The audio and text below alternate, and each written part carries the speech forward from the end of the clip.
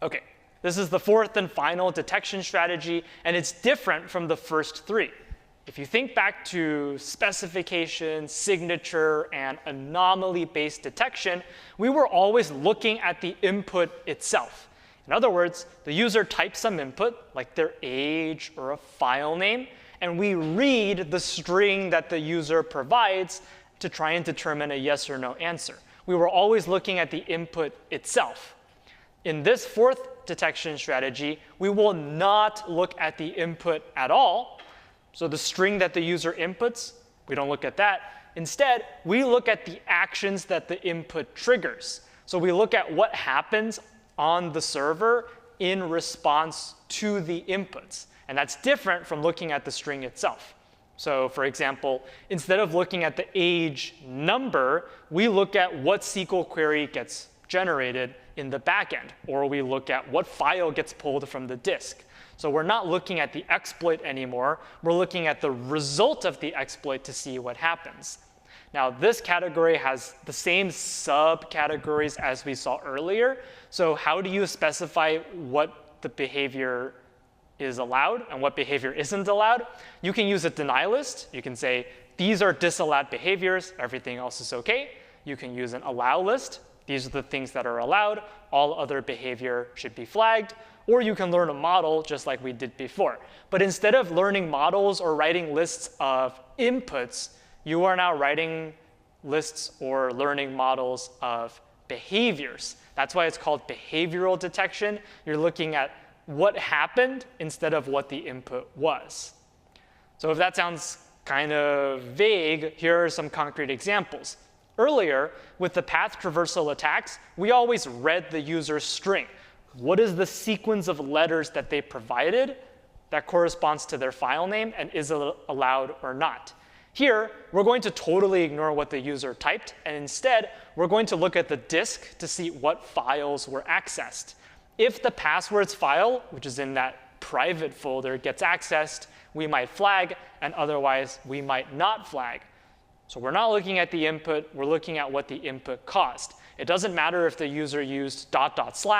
or some evasion attack or some brand new attack that no one has ever heard of.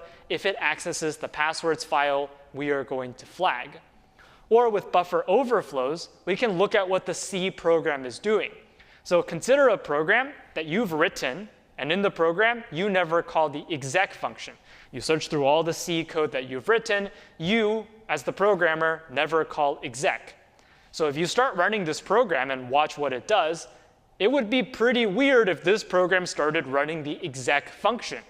You never asked for that function to be run, but the program has jumped to running that function. That could be a sign that there's an attack in progress. It doesn't matter what the user did. It could be a buffer overflow, could be a format string vulnerability. In whatever the user does, if it causes the program to start running exec, that could be a sign of an attack. So here are your trade-offs. This can detect new attacks, even if the attack is brand new. If it causes behavior that is not allowed, you would still flag.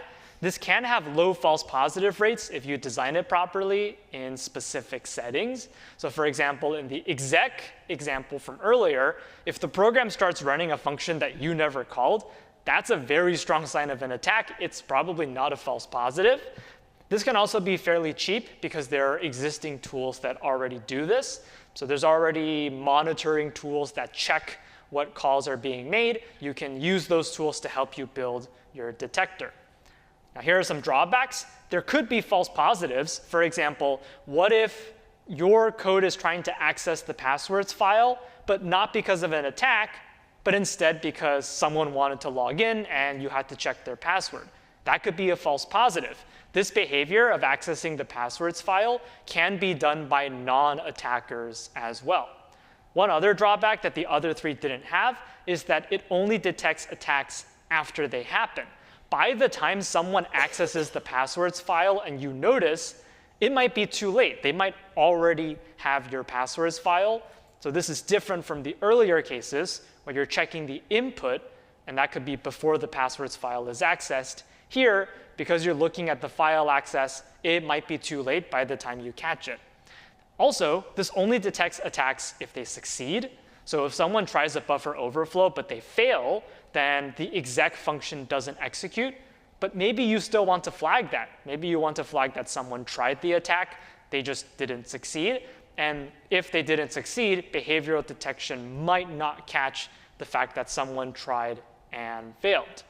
Also, just like the other detection strategies, the attacker can try to modify their attack on purpose to avoid triggering some behavior that's on your deny list. So if you say that this file cannot be accessed, maybe they try to access a different file and you don't detect that.